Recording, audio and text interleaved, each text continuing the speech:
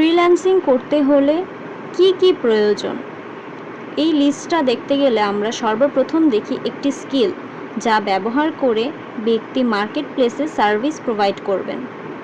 অর্থাৎ যে কোনো একটি দক্ষতা অর্জন করার পর তার সেই দক্ষতা অনুসারে সেই সেক্টরে মানুষকে সেবা প্রদান করাটাই মূলত ফ্রিল্যান্সিং।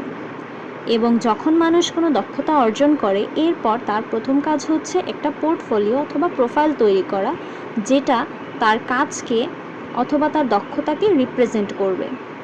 এরপরে সর্বপ্রথম পোর্টফোলিওর পরে ফ্রিল্যান্সিং সেক্টরে মার্কেট প্লেসে কাজ করতে হলে সর্বপ্রথম কাজে লাগে ডকুমেন্টেশন, যেটা হতে পারে ড্রাইভিং লাইসেন্স কিংবা এনআইডি কার্ড কিংবা পাসপোর্ট, যে কোনো একটা থাকলেই মার্কেট প্লেসে কাজ করা শুরু করা যায়।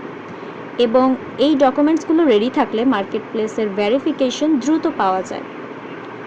এরপরও কাজ হচ্ছে আপনার নির্দিষ্ট স্কিল অথবা যেই সেক্টরে আপনি কাজ করছেন সেই সেক্টরে আপনার পূর্বে যারা কাজ করছে এবং যারা সফল হয়েছে আপনার সেই স্কিলের ওপর, তাদের উপর রিসার্চ করা এবং আপনার কাজের কতটুকু ডিমান্ড আছে সেটা বোঝা।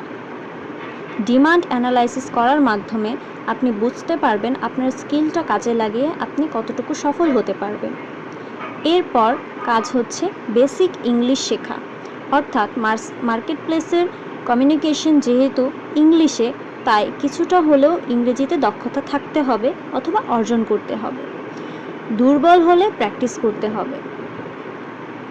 ফ্রিল্যান্সিং সেক্টরে সবচেয়ে বড় যে দায়িত্বটা হচ্ছে সময় নিয়ে স্কিল শেখা, অর্থাৎ যে স্কিলটা আপনি শিখবেন তাতে পর্যাপ্ত পরিমাণ সময় দেওয়া এবং সেই সময় নিয়ে ধৈর্য নিয়ে কাজটা শেখা।